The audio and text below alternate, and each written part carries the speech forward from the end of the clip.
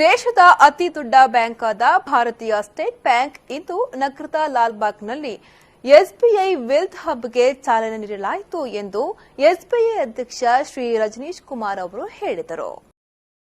ಮಂಗಳೂರಿನಲ್ಲಿ ಈ ಕುರಿತು ಮಾಧ್ಯಮಗೋಷ್ಠಿಯಲ್ಲಿ ಮಾಹಿತಿ ನೀಡಿದ ಅವರು, ಎಸ್ಬಿಐ ಬ್ಯಾಂಕ್ ಇದೀಗ ತನ್ನ ವೆಲ್ತ್ ಬಿಸಿನೆಸ್ ಸೇವೆಯನ್ನ ಎಸ್ಬಿಐ ವೆಲ್ತ್ ಎಂದು ಮರುನಾಮಕರಣ ಮಾಡಿದೆ. ಇದು ಅತ್ಯುತ್ಕೃಷ್ಟ ದರ್ಜೆಯ ವೈಯಕ್ತಿಕ ಬ್ಯಾಂಕಿಂಗ್ ಮತ್ತು ಹೂಡಿಕೆ ಸೇವೆಗಳನ್ನು ಇದಕ್ಕಾಗಿ ಇರುವ ವಿಶೇಷ ಸಂಬಂಧ ವ್ಯವಸ್ಥಾಪಕರ ಮೂಲಕ ಎಚ್ಎನ್ಐ ಗ್ರಾಹಕರಿಗೆ ಒದಗಿಸಲಿದೆ. ಎಸ್ಬಿಐ ವೆಲ್ತ್ 20 ಪ್ರಮುಖ ಕೇಂದ್ರಗಳನ್ನು ಹೊಂದಿದ್ದು, ಇದು ದೇಶದ ಒಟ್ಟು 90 ವೆಲ್ತ್ ಹಬ್ಗಳ ಜೊತೆ ಸಂಪರ್ಕ ಹೊಂದಿರುತ್ತದೆ.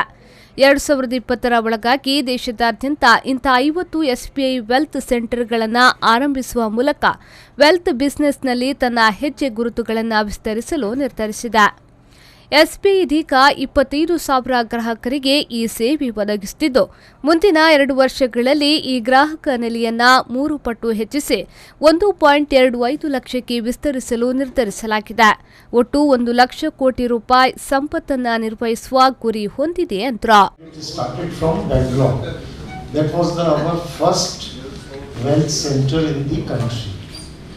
We have made considerable progress in 2.5 years now, and this is the 21st center in the country. 20 centers we have already covered in different states, and all the major centers have been covered. Apart from every center has a couple of wealth hubs, and in Mangalore, this will be the 91st wealth hub in the country. The initiative is centered around 3 major initiatives.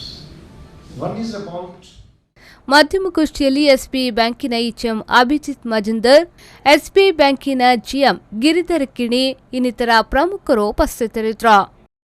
ಶರಸಾಲಿಯನ್, ವಿ4 news 24/7 Mangaluru.